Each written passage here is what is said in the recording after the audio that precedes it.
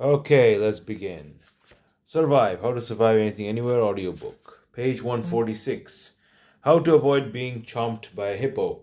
If you think hippos are chilled out mud swallowers, think again. They can be very aggressive. They are huge animals, weighing as much as 4 tons with razor sharp tusk like teeth. Hippos have even been known to bite crocodiles and have. Bearing this in mind, you might want to stay away from hippo habitats, but here are a few tips just in case. Emergency tactics. Keep as far away from the hippo as you can. There are two types of hippo to avoid particularly: female hippos protecting their young and hungry hippos short of food during a drought. If a hippo opens his vast jaws, it's probably not yawning. The animal is showing you that it has very big teeth and could attack at any moment. Make sure you heed this aggressive warning. Show that you are not a threat by backing away slowly. If the hippo sees that you are moving out of its territory by yourself, it might not feel the need to help you on your way. Try and make sure you're downwind of the hippo so that the wind isn't carrying your scent straight up the hippo's nostrils and sending angry messages to its brain. Never block a hippo's path to water. This is guaranteed to make it cross. Running away won't do you much good because the hippo will easily outrun you. As a last resort, run as fast as you can to the nearest tree. Climb it and shout for help. Now, how to survive a swarm of angry honeybees. 148. A bee may sting you if it feels threatened. Honeybees die after they sting, so they avoid it if possible. But don't be fooled. Bee venom packs a punch, and multiple bee stings are very dangerous and can be fatal. When bees swarm, they can be very aggressive and will try to defend their hive at all costs. Here are some tips about what to do if you encounter a swarm. Good ideas. Put as much distance as you can between you and the hive. The bees will pursue and sting you until they no longer see you as a threat. Take cover in a building if possible and shut all the doors and windows. If you can't, run through long grass or scrub land, which should give you some cover. Bad ideas. Don't approach a hive. Don't swat the bees, it'll make them sting you. Don't attempt to escape by getting into water. They may wait above the water for you to surface. Dealing with stings. A honeybee will leave its stinger in you. Gently scrape this out with your fingernail as soon as you can stop it injecting more venom. Apply a cold compress to relieve the pain and swelling. Alternatively, apply a substance called meat tenderizer, such as papain, to the sting. This will break down the bee's venom. If you have received more than a dozen stings or have been stung in or around your mouth or nose, seek medical help immediately. Warning: if you are allergic to bee venom and get stung, seek immediate medical attention. Now, 150. How to survive a rip current. A rip current is an area of water near the surface of the area that is flowing rapidly away from shore. Rip currents can pull even the strongest swimmers out to sea. However, once you know how to deal with rip currents, you should be able to get back to shore safely. Emergency tactics. If you are swimming and suddenly realize you are being pulled out to sea by a current, don't panic. Panicking will only make you disoriented. You need to keep a clear head. You have a very good chance of getting back to shore, and the current won't drag you under the water. Don't try and swim back to shore. You won't be strong enough to swim against the current, and trying to do so will just tire you out. Swim parallel with the line of the beach. If the pull of the current makes this too difficult, just wait until the current takes you into an area of calmer water. Rip currents are usually no more than about 10 meters wide. Once you've swum far enough or along parallel to the beach, you should arrive outside the area affected by the current. Then you should be able to swim back to the shore, or you can let the waves take you back in. On tourist beaches, there are usually signs warning you if the area is prone to dangerous rip currents. Take notice of these warnings and never swim in areas that are marked as unsafe. Always stick to the area of the beach that is patrolled by the trained lifeguards. And warning: don't go into the sea on your own, and if you're not a strong swimmer, stay in shallow water. How to throw an opponent. If an opponent rushes you from behind, here's a basic self defense technique that will help you use your opponent's attack to your advantage.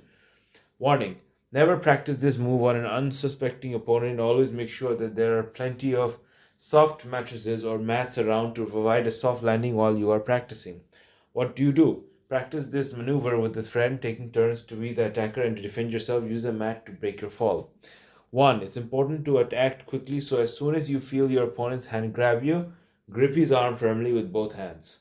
Rather than trying to pull his arm away from you, tug it towards and downwards. This is much easier to do. Take a large step forward, bringing your opponent with you. This will not only take him by surprise, but will also throw him off balance. 4. Without pausing, bend your knees into a crouching position and lean forwards at the waist.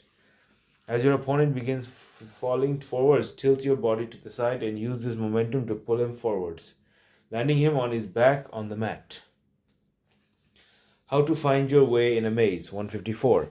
Mazes are the perfect place for an enemy to trap you. If you ever get stuck in a maze and time is of the essence to escape quickly, then you will need to know these clever tricks to find your way to freedom. Now, amazing solutions. One of the most famous mythical mazes in history was escaped from using a ball of thread. According to Greek legend, King Minos built a huge maze to contain a savage beast called a minotaur, a terrifying creature with a human body and the head of a bull.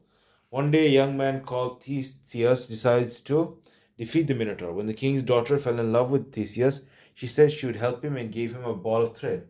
Before Theseus entered the maze, he tied the end of the thread to the entrance and let it unwind as he made his way through and killed the sleeping minotaur. Following the thread back, he found his way back to the entrance and escaped. If you don't have any thread handy, here are more maze solving tricks to try. As you enter the maze, mark arrows on the floor using chalk. Follow these back to the entrance.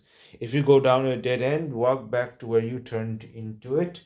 Draw a line in the ground across the path so you know not to go down it again. If you keep your right hand touching the wall at all times as you walk, you will get to the center and back again. However, this route will take you down a few dead ends. How to survive in a bear country. 156. As reluctant as they are to bump into you, unfortunately, bears can't resist the smell of the food, so if you're hanging around in bear country, it is essential to avoid bears visiting your camp for lunch. The bear necessities. Never store food in your tent. Keep it at least 50 meters from camp in bear-proof boxes. Alternatively, store your food in an airtight container, put it in a bag, and hang it from the branch of a tree. Establish your cooking area at least 50 meters from camp. Always clean up thoroughly after eating. Burn or bury all leftover food well away from camp. Never keep scented items or toiletries in your tent. Toothpaste and lip balms are tasty treats for bears. Don't burn citronella candles sold to keep insects away. Their scent has been known to attract bears. Never put food out for bears in the hope you will spot one. They will only come looking for more food and might get angry when you can't give them any more. 6. When you are out and about, make plenty of noise. Any bears in the area will probably stay out of your way. Attach bells to your ankles or clap and sing as you hike. Bear aware. If a bear approaches, don't run or scream. Speak in a calm voice and back away with your head tilted downwards, but keep your eyes on the bear.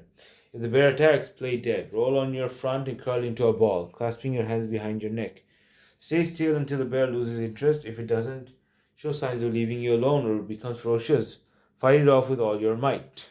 Now, 158. How to survive in the desert. The most important thing to do when you find yourself alone in the desert is to find shelter from the sun. Look for shadows cast by scrub vegetarian or rocks. Shelter during the day and travel by night when it is much cooler. Construct a solar still. The biggest problem you will face is the lack of water. To ensure you have a source of water, construct a solar still.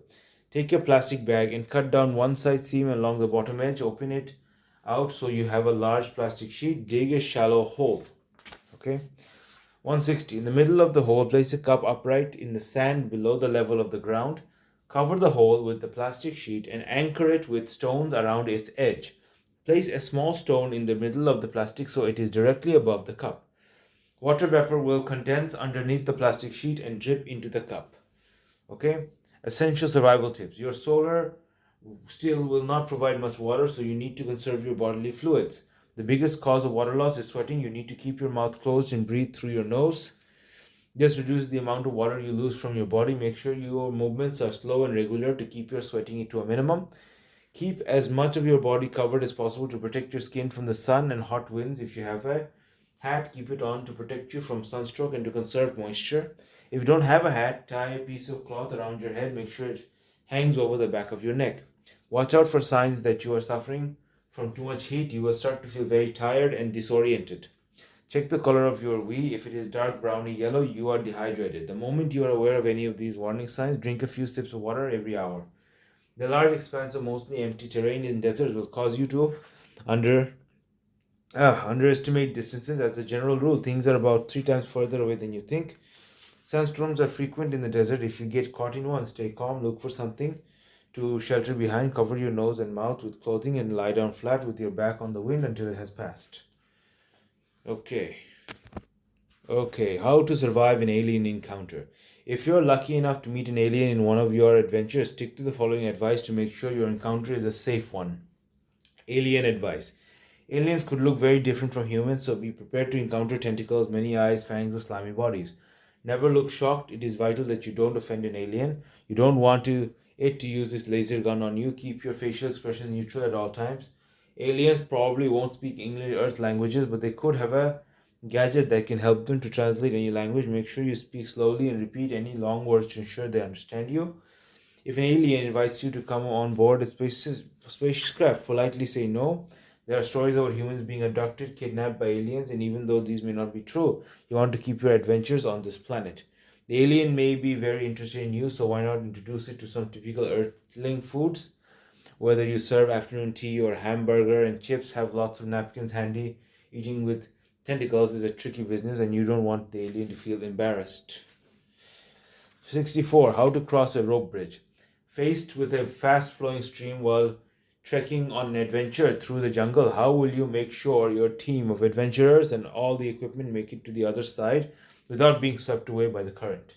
As long as you have brought that most essential piece of adventurers' equipment, your trusty ropes, you can make a bridge that everyone can cross safely. Read on to learn how. You will need two long, strong ropes, two trees roughly 4 meters apart. Thick fabric, offcuts from an old carpet or mat is ideal. A tape measure. 1. If you are on a jungle adventure, find a point along the stream where there are two strong trees on the either side. 2. Measure 50 centimeters up from the base of the tree trunk on the side of the stream that you are on. Tie some thick fabric around the tree at this point. This will protect the bark of the tree where you tie the ropes to it. Measure 1.5 meters up the tree above the wrapped fabric and tie some more thick fabric around the tree here. Now you need to secure the ropes to the tree. To do this, tie one end of the rope around the bottom of the tree. At the point where you have tied the fabric using a knot called a clove hitch, follow the steps below to learn how to do this. How to tie a cloth hitch knot. Wrap the rope once around the tree trunk, crossing one end of the rope A over the other rope end B. Number 6. Wrap end A around the tree trunk again, making a second turn and thread it under rope B as shown. Thread rope A under the second turn, pull the rope through and tighten. Pull on the ropes as hard as you can to make sure you have tied the knot correctly. The rope is for walking on. Now, you need to tie the end of the second rope over the fabric that is higher up the tree. Repeat steps 5 to 7 to secure this end to the tree. This rope will be for holding on to while you are crossing the rope bridge. Gather the ends of both ropes in large loops, wade carefully across the stream to the other side, unwinding the ropes as you go. That's number 9. Number 10. Once you have successfully crossed the stream, tie the ends of each rope to the tree on this side of the stream by repeating steps 2 to 8. It is very important the ropes are tied so that they are not too slack. If the bottom rope is slack, it could dip into stream when you stand on it. If the top rope is slack, it could cause you to tip over and fall in. Warning: never wade through water that is deeper than your calf. Strong currents may knock you off your feet. Crossing a rope bridge. Stand on the bridge bottom rope holding the top rope and shuffle sideways across the bridge. If you have baggage to get across the stream, tie it to the top rope with a loop and pull it along the other side. Only ever cross a rope bridge one person at a time. If the rope breaks, you and your baggage will get very wet. Now, 168. How to escape the clutches of a boa constrictor. If you meet a boa constrictor on an adventure, the good news is that these snakes are not venomous. The bad news is that they can be over 4 meters long and over 30 kilograms in weight. They use their strong, powerful bodies to wrap themselves around their prey and suffocate it. They then open their huge jaws and enjoy a tasty feast. Read on to learn how to avoid becoming a snake's snack. Where they live. Boas live in the tropical rains of Central and South America. Although they live on dry land in hollow trees and logs, you may find one as you wade through rivers, as boas are very good swimmers. Feeding habits. A constrictor will eat anything it can catch and swallow, including birds, monkeys, and even pigs. A boa only wraps itself around something it intends to eat. It does not think of humans as food because they are too big for it to swallow, so it's very rare that a boa will attempt to eat you. Sense of smell. A boa will only wrap itself around you if it smells another animal's scent on you and becomes confused. To avoid being mistaken for something a boa could eat, wash your hands thoroughly after making your lunch in the jungle. Boa bites. The mouth of a constrictor is filled with tiny hooked teeth. which it uses to hold its prey down. If a boa is frightened, it will defend itself by biting you. This is fatal, painful, but not fatal. Stay still. If a boa does decide to attack you, don't struggle. This will only make it squeeze tighter. Shout to someone else in your group or to pour some vinegar on its mouth, as this might make it release you. If this fails, grab your pocket knife and cut off its head. Done.